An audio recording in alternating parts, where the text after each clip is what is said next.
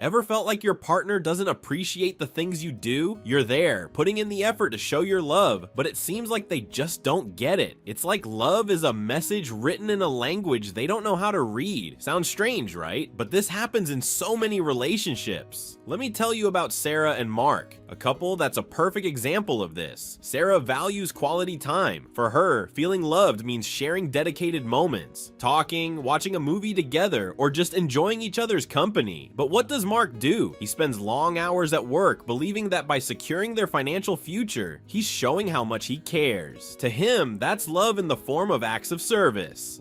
But here's what happens. Sarah, who thrives on quality time, feels disconnected and left out. To her, Mark's extra hours at work feel more like absence than affection. While he thinks he's doing what's best for both of them, she's longing for something she finds essential: his presence. Now, flip the script. Think of a partner who takes care of everything: the house, meals, family routines. She believes she's showing love through acts of service. But her partner, whose love language is physical touch, feels like something's missing, like a hug or a kiss at the end of the day. To him, a tidy house isn't enough. He craves that physical connection. Here's another example. Imagine someone who's always buying incredible gifts, jewelry, flowers, perfectly planned surprises. They think they're nailing it, but their partner, whose love language is words of affirmation, feels unfulfilled. They're longing to hear an "I love you" or a sincere compliment. The gifts are great, but they don't hit the same way. See? It's not that love isn't being shown. It's there, just in the giver's language, not the receiver's. And that's where the misunderstanding begins. So, what exactly are these love languages? The concept of love languages was introduced by Gary Chapman. According to him, there are 5 main ways people show and receive love: words of affirmation, quality time, receiving gifts, acts of service, and physical touch. Each person has one or more dominant love languages. The problem is, we often try to love others in our own language instead of discovering theirs. This leads to frustration and the feeling that love isn't being reciprocated. Think of 2 people speaking different languages without a translator. No matter how hard they try, they can't fully understand each other. Love languages work like that translator. When you learn someone else's language, connecting with them becomes so much easier.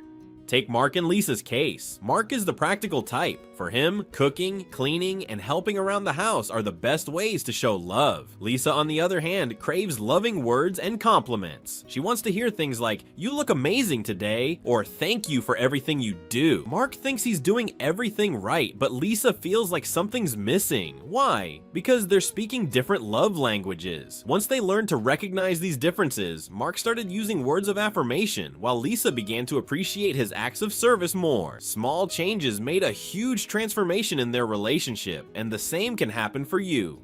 Now, let's look at Alex and Maria. Alex loves spending time together. He feels most loved when they're talking or watching a movie. Maria, however, values physical touch. She craves hugs, kisses, and that reassuring touch that says, "I'm here for you." Without understanding each other's love languages, Alex thinks Maria is too needy, while Maria feels Alex is emotionally distant. But when they recognized their differences, they made adjustments. Alex started incorporating more gestures of affection, and Maria made more time for meaningful conversations. Understanding and adapting doesn't mean giving up who you are, it means learning to love better. Before teaching your love language to your partner, it's important to know what yours is. Let's do a quick reflection. When was the last time you truly felt loved? What was happening? Was it when someone gave you a compliment, an unexpected gift, when you spent uninterrupted time together? Or maybe it was when someone helped you with something important without you even asking. Another clue is paying attention to your frustrations. What do you often feel is missing in your day-to-day life? This is usually a strong indicator of your love language. If you often ask for more help around the house, your language might be acts of service. If you long for more affectionate words, it could be words of affirmation. Or if you crave more hugs and physical closeness, chances are it's physical touch. Here's a powerful tip. Notice how you express love to others. Many times, we show love in the way we want to receive it. If you're always thinking of gifts to give, that could reflect your way of saying, "I love you." If you prioritize spending time together, your language might be quality time. Think about it. When you want to make your partner feel special, what's the first thing that comes to your mind? What's that one thing you're excited to do for them?